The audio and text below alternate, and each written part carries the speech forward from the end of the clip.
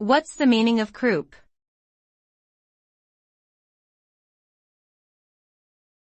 Croup.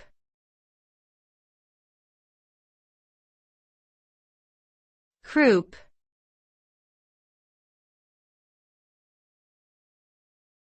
Croup.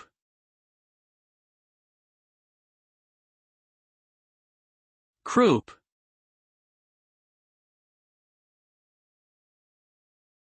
Croup refers to a respiratory infection that typically affects young children, causing inflammation in the airways and making it difficult for them to breathe. Symptoms of croup include a harsh, barking cough, hoarseness, and difficulty breathing, particularly at night. The condition can be caused by a variety of viruses, and treatment typically involves providing relief for the symptoms, such as by giving the child steam treatments or using medications to reduce inflammation. Although croup can be scary for parents and children, most cases are mild and resolve on their own within a few days.